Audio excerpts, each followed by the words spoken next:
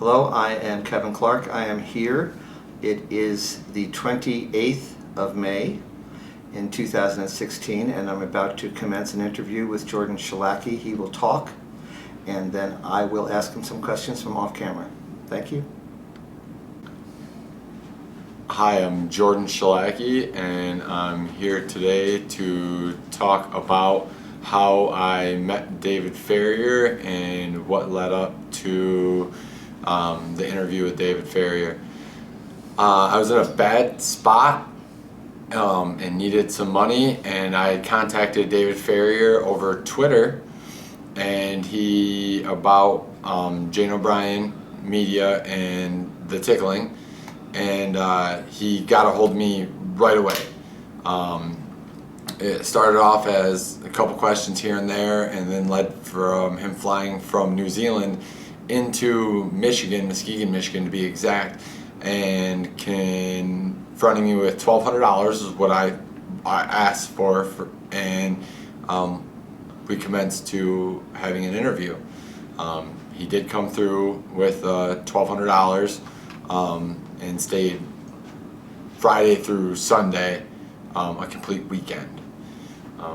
We discussed pretty much everything that I personally knew, besides some of the things that I didn't know, and some of the things that he coached me to say.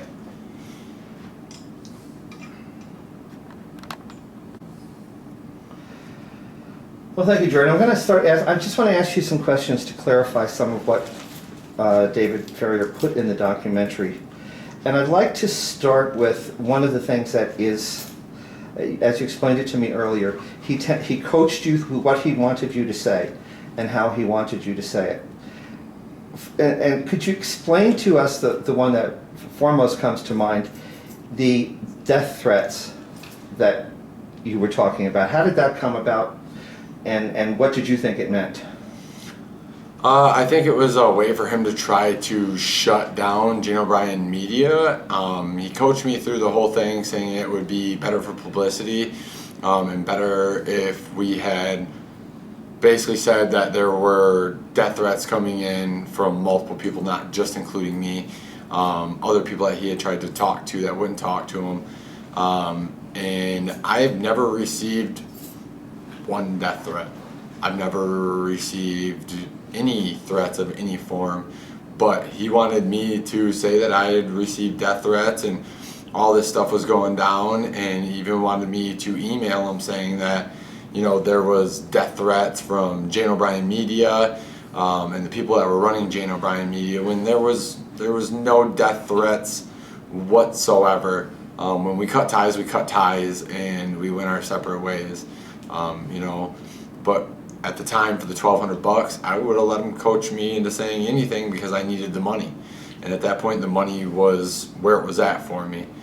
With my background and having children, that was the most important thing. So I would have said pretty much anything you wanted me to say for the money to be able to get by and provide.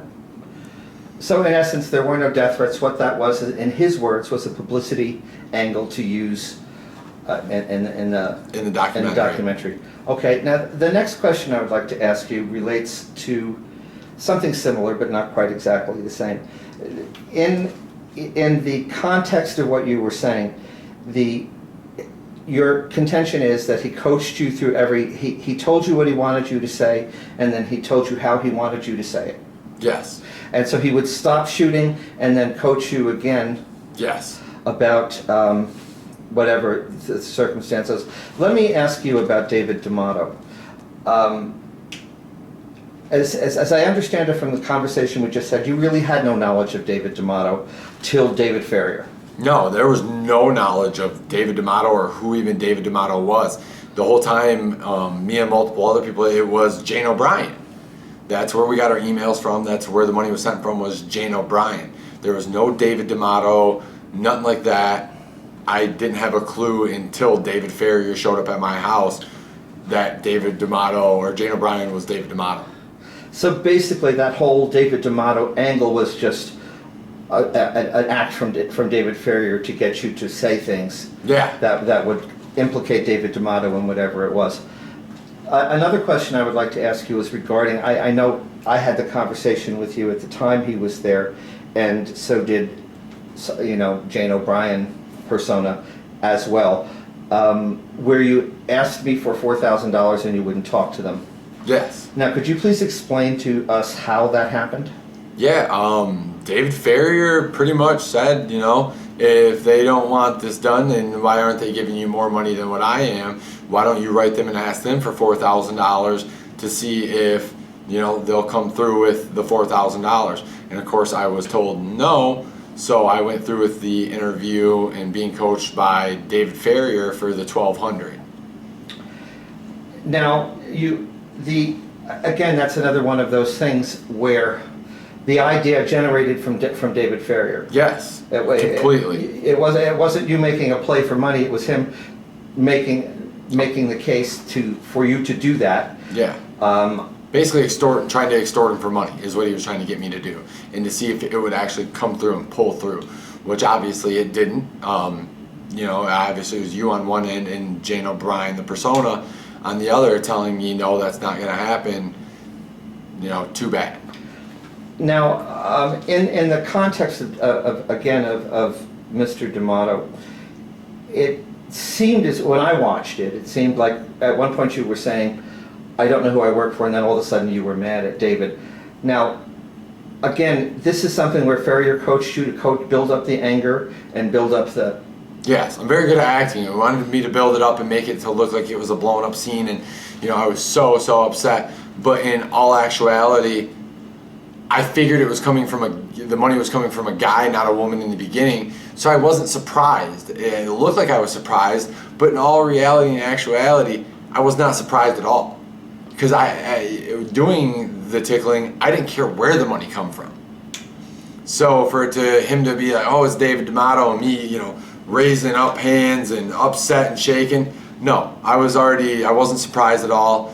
He cut the scene, told me I should act a lot more surprised. So we reshot him saying, did you know it was David D'Amato? And me acting like, oh, what a big deal, when in all actuality, nobody really gave a shit who David D'Amato was. Well, that was something that was true all the way through. No one really ever cared who they were working for.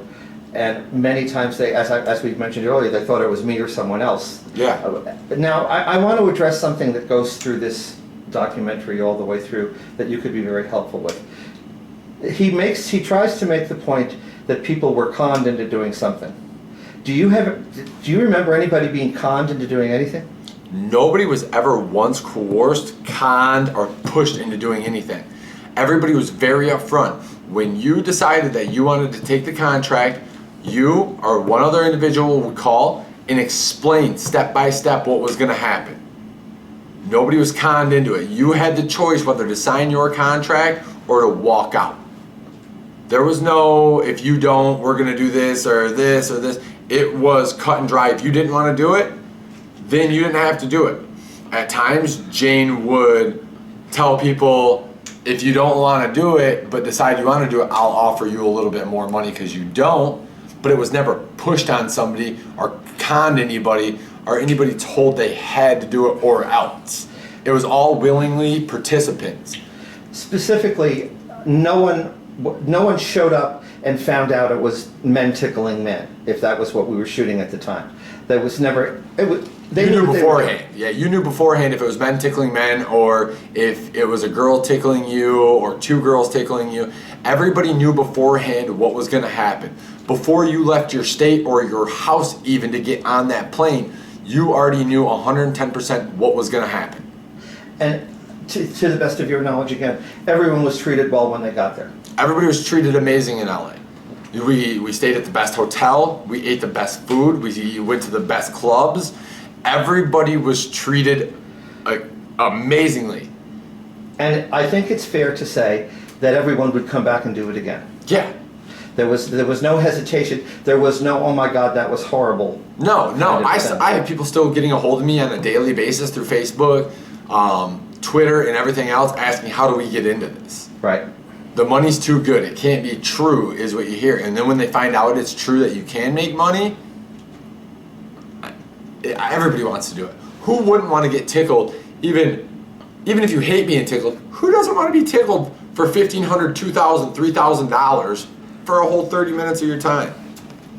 Now, I appreciate all of that because it's important that people understand that what he is projecting has very little relationship to what happened. The idea that somehow or another people were coerced or that somehow or another people were lied to just isn't what we did. No, not at all. What he had me do and what he's portraying is way over here, and the truth is way up here. He's so far from the truth that, I mean, he has no clue what he's talking about. And coercing me to say this when it's not all true. I didn't know he was making a full film, actual documentary. I just thought he was a guy coming from New Zealand to have a chat. Now, also too, you'd mentioned that they were very proud of the fact that, among other things, they'd gotten David D'Amato's, hacked his private documents and stuff like that. Yeah. They were very free with that kind of information. You could tell, in other words, that this was a vendetta against David D'Amato, and fuck David D'Amato, pardon the language. Yeah, pretty much it was a screw David D'Amato, and yeah, they had to hack it. How are they going to find out after as many years as I've been doing it, and many years as some of my friends are going to be doing, who David D'Amato even was, when we didn't have a clue? We tried figuring out who Jane O'Brien was a year or two before this guy even showed up. So he had to hack his, and he was, oh, this is how we found him. We went through his IP and web addresses and found out his dad owned this and this and this. So they were hacking in and doing whatever they could to get information on David D'Amato. Legally or illegally, I don't know. But they got the information somehow. Now, I understand what you're saying and I understand what you mean, but was it apparent to you at the time how malicious he was going to be about what he was doing? No. The take no prisoners, and everyone is guilty and every. Now, he did mention to you that everyone at Jane O'Brien is a bunch of criminals that are going to jail. Yeah. Because that's important that people understand that as well, that was one of his entrees into what he was doing, and he was going to take care of that. Now, personally, in Muskegon, what was he like? He was different. He definitely didn't fit in my town. He was definitely very, very different. He didn't fit in. And the whole time it was, we're going to get David D'Amato, we're going to get David D'Amato, this is where we're going to do. Everybody in Jane O'Brien's criminals are exploiting people. They're doing all this stuff. And I don't see where Mr. D'Amato or anybody from Jane O'Brien exploited anybody. You knew what you were getting into before you signed your contract.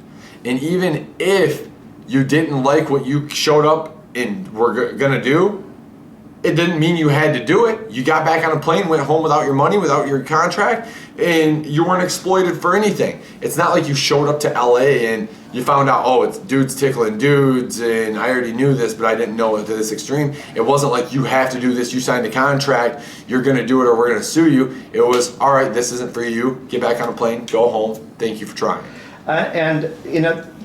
That didn't happen very often. I think No. maybe once or twice I ran into that situation where somebody didn't want to do it, and that was fine. Yeah. Because at the beginning of every shoot, if you're having any problem here, let us know. And we always mixed the shoots where there was somebody who'd done it before with someone who hadn't, Yeah. so that they could talk to somebody and find out what it was, and often had them talk ahead of time so they knew what they were getting themselves into.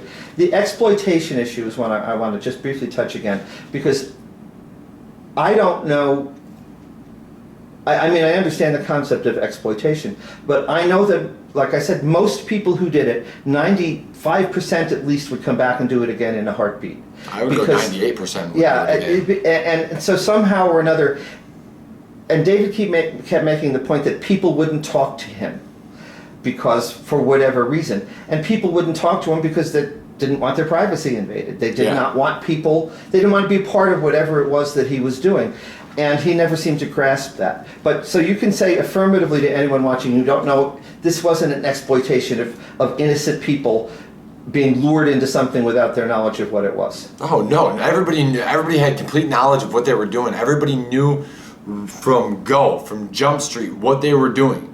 Nobody was exploited. Nobody, like you said, only a handful of people, 2 people have ever did that. That's because everybody is briefed and explained down to the last document what you're going to be doing, how you're going to be doing it, how long it's going to take. When your itineraries put right in front of you before you're even signed a contract, so you know there was no exploiting anybody.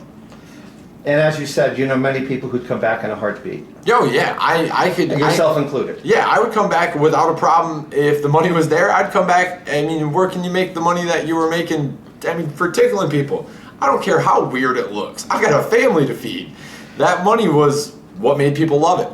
Now, I want to just do a couple of personal things here. Some of them personal to me. Yeah. But the concept, obviously what this was a flat-on vendetta against Mr. D'Amato, regardless of however they could do it. Yeah. There was, truth didn't matter, reality didn't matter. It was, we're going to get him and we're going to get him good. As I said before, fuck David D'Amato. Yeah, pretty much. That's what this was. Yeah. Now, you met my assistant. He's been portrayed as a thug and a vicious person who came to threaten David Farrier and Dylan Reeve.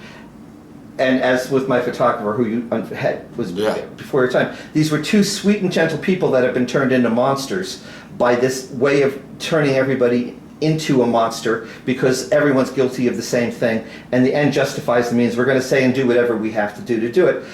As you remember, my assistant, was this a vicious person? Your assistant was by far the nicest man I've ever met. He took time out of his day to show me and my friends around LA.